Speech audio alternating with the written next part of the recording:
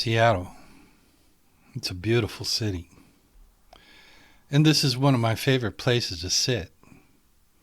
You see, I see our history here. I see a future here. I see a transfer of ideals of identity. I can see peoples from separate eras, values, creatures immune or living parallel with our exchanges. And maybe those creatures hear the music of the dance, and we only see the footprints of the dance and parlay of the Great Spirit to the white man's God. And I think of Chief Seattle, because he said, "Yonder sky that has wept tears of compassion upon my people for centuries untold, and which to us appears changeless and eternal, it may change. Today is fair. Tomorrow it may be overcast with clouds. My words are like stars that never change."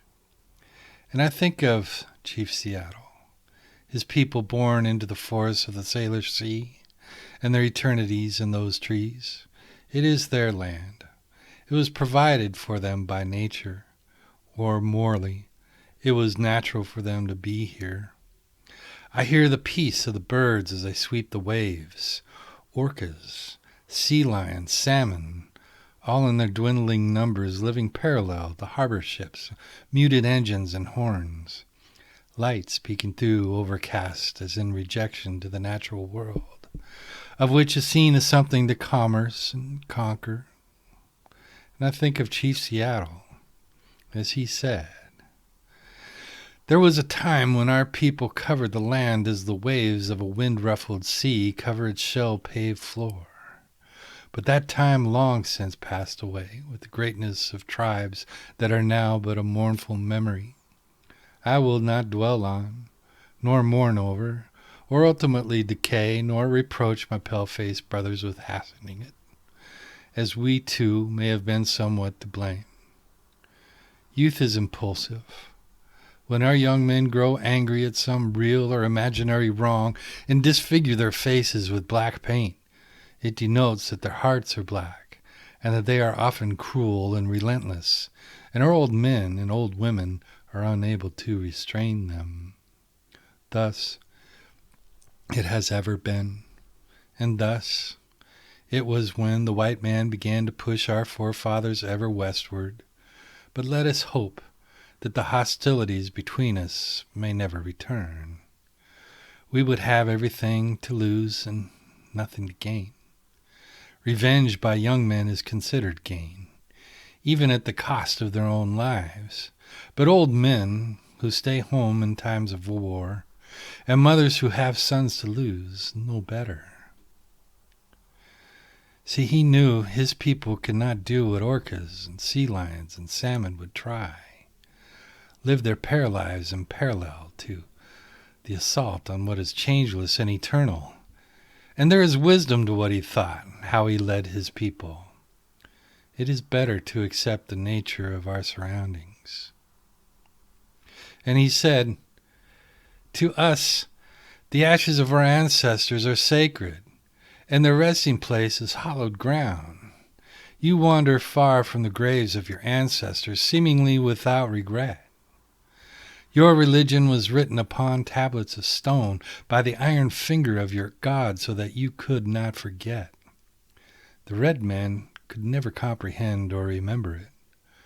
Our religion is the traditions of our ancestors, the dreams of our old men, given the solemn hours of the night by the Great Spirit, and the visions of our sanctums was written in the hearts of our people. And your dead cease to love you and the land of their nativity as soon as they pass the portals of the tomb and wander away beyond the stars. They are soon forgotten, and they never return. Our dead never forget this beautiful world that gave them being. They still love its verdant valleys, its murmuring rivers, its magnificent mountains, sequestered vales and verdant-lined lakes and bays, and ever yearn in tender, fond affection over the lonely-hearted living, and often return from the happy hunting ground to visit, guide, console, and comfort them. See, day and night cannot dwell together. The red man has ever fled the reproach of the white man, as the morning mist flees before the morning sun.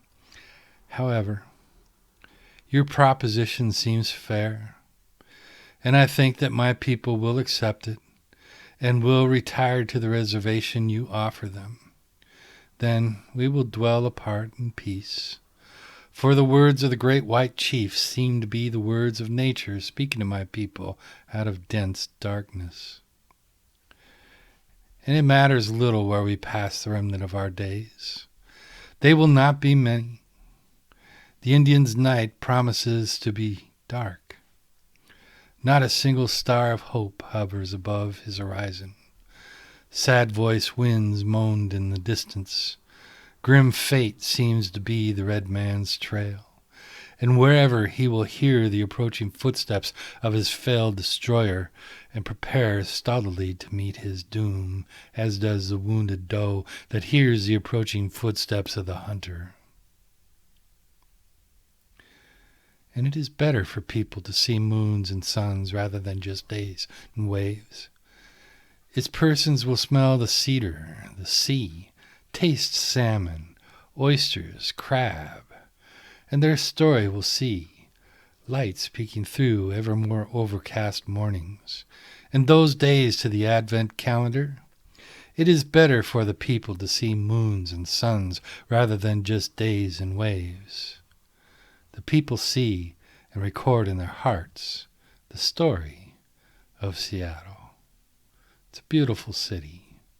It is the footprints of the dance and parley of the great spirit of the white man's God.